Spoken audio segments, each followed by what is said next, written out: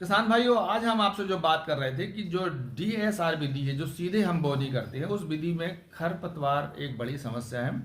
तो उस खरपतवार को नियंत्रित करने के लिए जो पेंडिमेथालिन है 30% ईसी है, उसका उपयोग कैसे करें और उसके क्या फ़ायदे हैं और उसमें क्या सावधानियां हैं, इस पर हमने चर्चा की।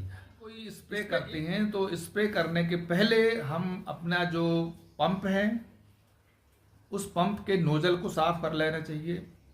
पंप में कोई कचरा तो नहीं जमा है, उसको साफ कर लेना चाहिए। और छिड़काव के बाद अच्छे से उसको साफ करके फिर हमको उसको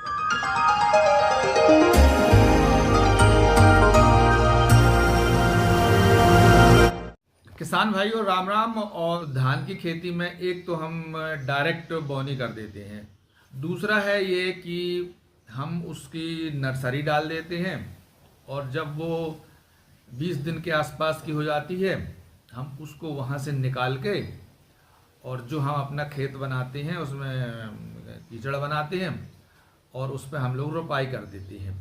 तो वो ट्रांसप्लांट विधि कहलाती है। जो दूसरी वाली विधि है जिसमें हम लोग ट्रांसप्लांट करते हैं, आजकल लागत बहुत ज़्यादा बढ़, जब हम उसकी नर्सरी बनाते हैं, दोबारा हम नर्सरी से फिर हम प्लांट जब निकालते हैं, कि जब हम ट्रांसप्लांट करते हैं दूसरे जगह लगाती है, और ये दोनों तरह की लेबर जो है आजकल बहुत महंगी हो गई है। इसमें प्रति एकड़ खर्चा बहुत ज़्यादा आता है। हाँ, हमारे पास कोई ऐसी अभी तकनीकी नहीं है कि हम किसी मशीन से विधिवत कर सकें। कराना पड़ता है, लेबर लगा के ही कराना पड़ता है और ये बहुत महंगा पड़ता है। और कई बार तो समय निकल से उसका सही समय है कि आप 20 से 25 दिन के अंदर, हमारा बहुत बड़ा हो गया, 35 दिन का हो गया, 40 दिन का हो गया, कई लोग तो 50-50 दिन तक का पौधा हो जाता है।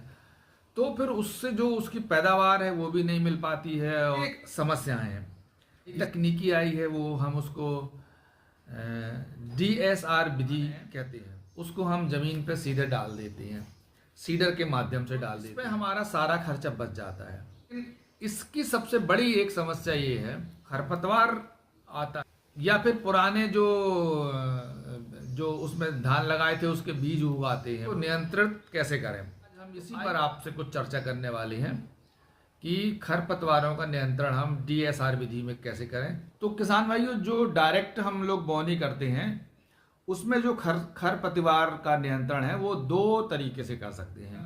बोनी के पहले अगर हम जमीन को ऐसे ही उपचार कर लें कि उसमें खरपतवार उगे ही, तरीका ये है कि हम बोनी के बाद कर लें। जब पूर्व अगर हम अपनी जमीनों का उपचार कर लेते हैं तो उसमें खरपतवार अपने आप स्वतः जो है वो उगता नहीं है। तो आज हम इसी के बारे में हम आपसे बात, जो पेंडिमेथालिन है 30% ईसी, ऐसे ही बुवाई करते हैं और अंकुरण से पहले, माने बोनी के 3 दिन के अंदर आप इसे खेत में स्प्रे कर देते हैं।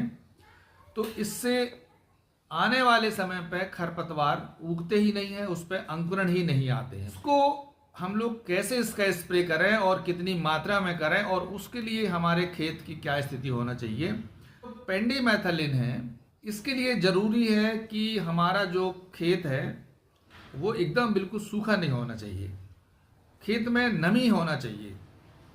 तो हम जब हमारा खेत बन जाता है और खेत बनने के बाद में हम जब उसमें बोनी कर देते हैं डायरेक्ट विधि से, उसके 1 दिन बाद आप पेंडिमेथालिन का एक स्प्रे कर दीजिए, पूरे छिड़काव कर दीजिए। इससे जो रासायनिक क्रिया होती है और उसमें ये धान को तो उगने देता है लेकिन ये खरपतवार को नहीं उगने देता है। तो एक ये जो तरीका है, ये तरीके से हम अपने खरपतवार को अपने खेत में रोक सकते हैं। किसान भाई, ये जो पेंडिमेथालिन है ये 1 लीटर से लेके 1200 मिलीग्राम तक, माने 1 लीटर 200 ग्राम जो दवाई है वो 200 से लेके 240 लीटर पानी में इसको घोल लेते हैं और इसके बाद 1 एकड़ जमीन में उसका छिड़काव करते हैं। इसके छिड़काव होने से ये होता है कि वो रासायनिक क्रिया करता है, आने वाले 30 से 40 दिन वो किसी भी तरह के खरपतवार को उस खेत में उगने नहीं देता। बड़ी हो जाती है, 30-40 दिन की हो जाती है, का पौधा मजबूत हो जाता है और फिर वो आगे बढ़ जाता है। तो इससे हम जो खरपतवार है उसकी समस्या का समाधान हम लोग कर सकते हैं। धान की फसल पर या धान की जो बढ़वार है उस पर इसका कोई असर नहीं होता है। बस ध्यान ये रखना है कि हमको जो बताई गई मात्रा है उस मात्रा का हमको सही उपयोग करना है। और इसके लिए ये भी ज़रूरी है कि हम लोग जो आपसे बात करते हैं इसके इस बात को और अच्छे से समझने के लिए आपको जो आपके क्षेत्र में कृषि विज्ञान केंद्र हैं या जो आपके क्षेत्र के सहायक कृषि विस्तार अधिकारी हैं या कृषि विस्तार अधिकारी हैं या जो वरिष्ठ कृषि विस्तार अधिकारी हैं, उनसे भी आप लोगों को ज़रूर जाना चाहिए और उनसे इस तरह के जो हम लोग बात आपको बताते हैं इन बातों पर आपको उनसे जाके चर्चा करना चाहिए, सुझाव लेना चाहिए और इसके बाद अपने खेत में इसको अप्लाई करना। जो सावधानियां बरतती हैं वो सावधानियां ये हैं कि ये हमको समय पर छिड़काव करना है। समय पर छिड़काव कब करना है, माने आज अगर हमने धान बो दिया है तो इसको हमको 3 दिन के अंदर इसका हमको छिड़काव कर देना है।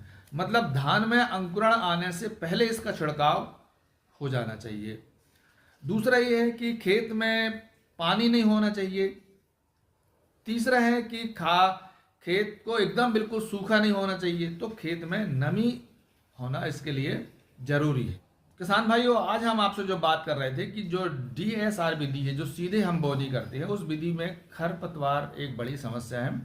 तो उस खरपतवार को नियंत्रित करने के लिए जो पेंडिमेथलिन है 30% EC है, उसका उपयोग कैसे करें और उसके क्या फ़ायदे हैं और उसमें क्या सावधानियां हैं, इस पर हमने चर्चा की। इस पे एक और चीज़ है कि हम जब भी कोई स्प्रे करते हैं तो स्प्रे करने के पहले हम अपना जो पंप है उस पंप के नोजल को साफ कर लेना चाहिए। पंप में कोई कचरा तो नहीं जमा है उसको साफ कर लेना चाहिए और छिड़काव के बाद अच्छे से उसको साफ करके फिर हमको उसको अपने घर में रखना चाहिए। तो ये थी आज जो हम DSR विधि में जो खरपतवार नियंत्रण की हम बात करते हैं, उसमें खासकर जो पहली जो मेथड है कि हम खरपतवार उगने से पहले उसका उपचार कर लें, उस पर आज हमने चर्चा किया और हमें उम्मीद है कि आपको इससे फ़ायदा मिलेगा और ज़रूर ये जानकारी आपके काम आई होगी। तो आपको ये हमारी बात कैसी लगी आप ज़रूर इसमें कमेंट्स करके लिखिए। और साथियों, हमारा जो चैनल है नई दुनिया संभव है और दूसरा हमारा किसान मंच है, तो आप देखते रहिएगा और आप हमें और नए नए समस्याओं को, खेतीबाड़ी के मुद्दों को अगर आप लिखेंगे तो हम उन पर आपको जानकारी ज़रूर देंगे। आपने हमारा ये पूरा कार्यक्रम देखा, इसके लिए आपको बहुत बहुत धन्यवाद।